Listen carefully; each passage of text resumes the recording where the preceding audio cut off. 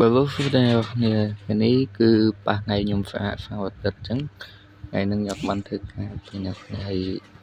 អានេះមានធ្វើអីទេនៅផ្ទះយើងបកាត់ភ្លើងមួយមកកាត់ភ្លើងអីហើយចាក់ទឹកចូលមក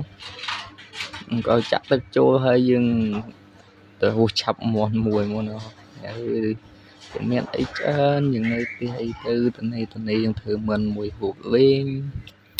មិនអីទេអ្នកគ្នាមិនហ្នឹងអ្នកផ្ទះគាត់ចាំស្អាប់ហើយមិនចាំទៅលក់ដូរទៅណាទេតែថាពេលណាឃ្លានអីចឹងទៅយើងមានមន់ស្អាប់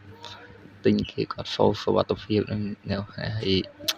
យើងមានអីយើងប្រកាត់ភ្លើងយើងទៅចាប់មន់មកបាត់រឿងយូរតិចហើយឡៃចាប់មន់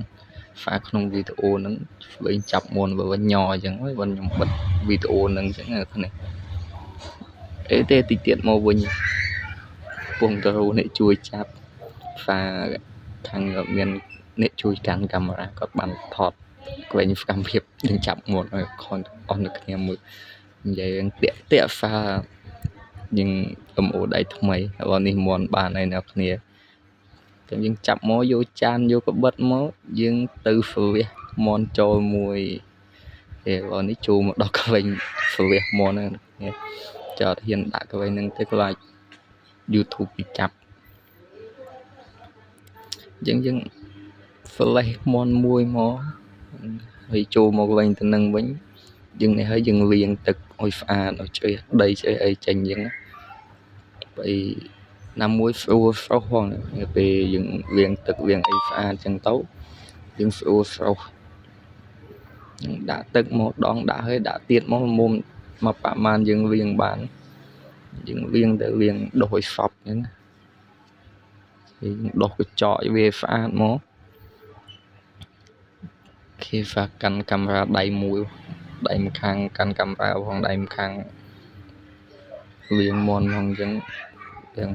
ក្នុងវីដេអូទាំងបាក់មើលតិចយើងលាងមកយើងដុសឲ្យសប់មកក្អប់កលែងមក